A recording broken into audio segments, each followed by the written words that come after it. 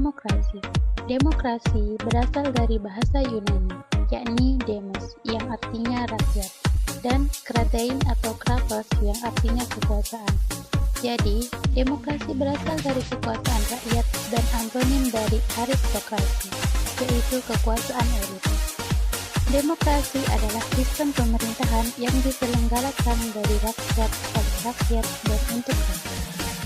Kata demokrasi pertama kali muncul pada mazhab politik dan filsafat Yunani kuno di negara kota Athena.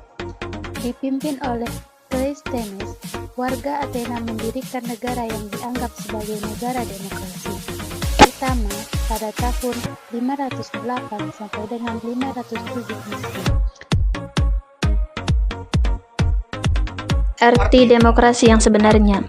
Demokrasi adalah sistem pemerintahan di mana kekuasaan berada pada rakyat dan keputusan diambil melalui mekanisme pemilihan yang adil dan terbuka.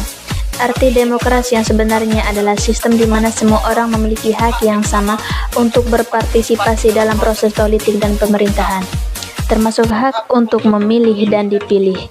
Demokrasi juga melindungi hak asasi manusia dan kebebasan sipil, seperti kebebasan berbicara, beragama, dan berkumpul secara damai. Di dalam sebuah sistem demokrasi yang sebenarnya, kekuasaan tidak boleh terpusat pada suatu orang atau kelompok tertentu, dan ada perlindungan hukum dan mekanisme kontrol yang memastikan bahwa kekuasaan tidak disalahgunakan.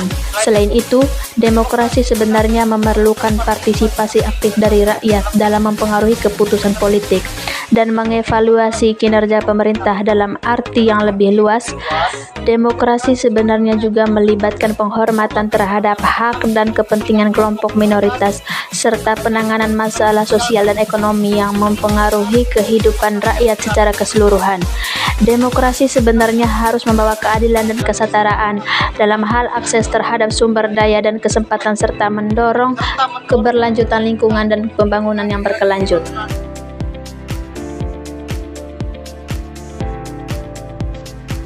Ada yang bilang pemilu 1955 itu paling demokratis. Emang kenapa bisa begitu? Pemilu tahun 1955 di Indonesia emang dianggap sebagai pemilu demokratis dalam sejarah. Pemilu tahun itu diadakan untuk memilih anggota konstituante yang bertugas menyusun konstitusi Indonesia yang baru. Nah, kondisinya saat itu, pendaftaran pemilu terbuka untuk semua partai politik dan pesertanya, beragam dari latar belakang dan ideologi.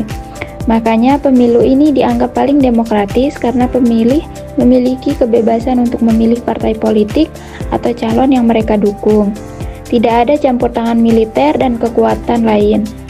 Dan jadi perbedaan utama dengan pemilu di era reformasi adalah pada saat pemilu tahun 1955 hanya ada satu tingkat pemilihan, yaitu tingkat nasional.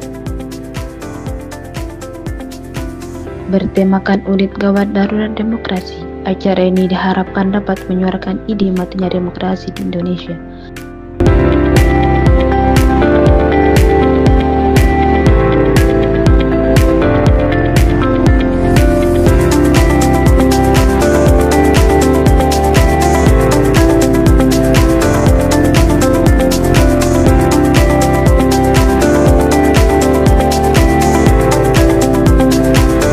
Setelah pilkada langsung ditiadakan, acara ini merupakan wujud keprihatinan warga terhadap masa depan demokrasi di Indonesia. Sebenarnya apa yang sedang terjadi? Sedikit suara sumber terdengar di luar sana, perdebatan, perselisihan menghiasi layar kaca. Potongan narasi menjadi sumber konflik dunia maya, perpecahan, sentimen pilihan warna politik atas nama kepentingan semata.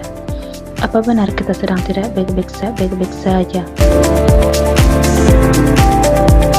Tidak, aku percaya bangsa ini besar rasa hati rakyatnya, mulianan luhur cita-citanya. Buktinya suara melengking berbuah inspirasi, aspirasi yang telah banyak terapresiasi. Sudah banyak perubahan yang terjadi, mungkin banyak kekurangan pada sudut yang lainnya. Ya, sob ya, yang namanya manusia jauh dari kata sempurna. Tapi yakin kita bisa, bersama membangun negeri, martabat negeri berdamai, jujur, cerminan hati, karakter bangsa, bisa menerima segala kekurangan menjadi sebuah kelebihan. Itulah kita. Karena perbedaan bukanlah pembelahan, melainkan keragaman. karena bangsa yang kuat dimulai dari sini.